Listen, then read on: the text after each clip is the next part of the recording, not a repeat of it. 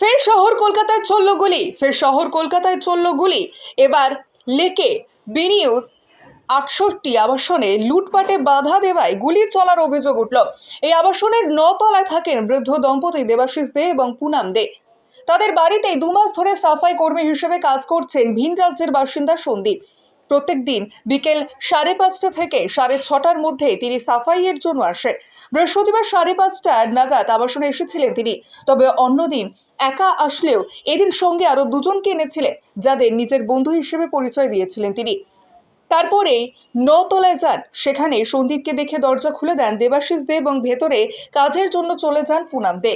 দেবাশিস দে সেখানেই বসেছিলেন এবং তখনই সন্দীপ এবং তার সঙ্গে আসা আরও ২জন দুষ্কৃতী দেবাশিস বাবুর ওপর চড়াও হন।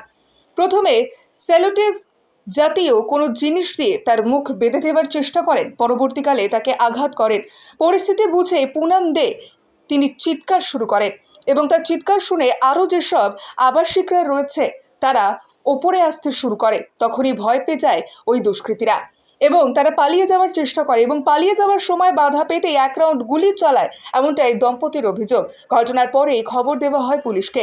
লালবাজারের গুন্ডা দমন শাখা ৩ জন অভিযুক্তকে গ্রেফতার করে। পুলিশ সূত্রে খবর, পরিকল্পনা করেই লুটপাটের চেষ্টা করা হয়েছিল। ২ মাস ধরে রেখে করার পর গতকাল ডাকাতি করার পরিকল্পনা ছিল এই দুষ্কৃতীদের। এই ঘটনার সঙ্গে আরও কেউ জড়িত রয়েছে কিনা বা আরও কোথাও তাদের এই ধরনের লুটপাটের পরিকল্পনা রয়েছে কিনা সবকিছুই জিজ্ঞাসাবাদ করে এখন জানার চেষ্টা করছেন পুলিশ। তবে এত বড় অভিজাত আবাসনে নিরাপত্তা ব্যবস্থা কেমন, সেই প্রশ্নই বারবার উঠছে। ওই দম্পতি এবং একজন আবাসিক তিনি অভিযোগ করেছেন এই আবাসনে কোনো সিসিটিভি ফুটেজ নেই। এর পাশের আবাসনগুলিতে সিসিটিভি ফুটেজ রয়েছে। তা কে কখন প্রবেশ করছে সেই বিষয়টি জানা গেল। কোটা আবাসনের মধ্যে কি ঘটছে, কে কখন আসছে তা কোনোভাবেই জানা সম্ভব নয়।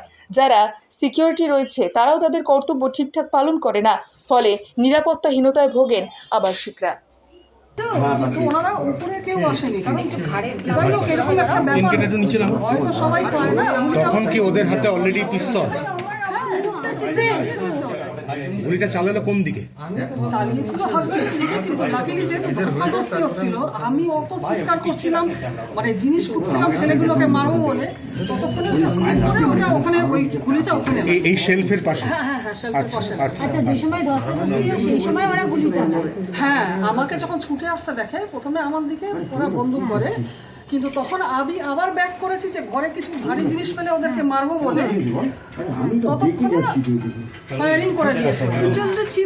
একবারই ফায়ারিং করেছে। হ্যাঁ, মানে তারপর ওরা স্কোপ পায়নি, এত চিৎকার করেছি, মানে তারপর আমি দৌড়ে মানে যতটা পারা তখন আমি করেছি ঝামেলা, তো হওয়াতে ওরা তখনই ওরা সিঁড়ি দিয়ে পালিয়ে যায়। ঠিক আছে। আপনার নাম? পুনাম দে।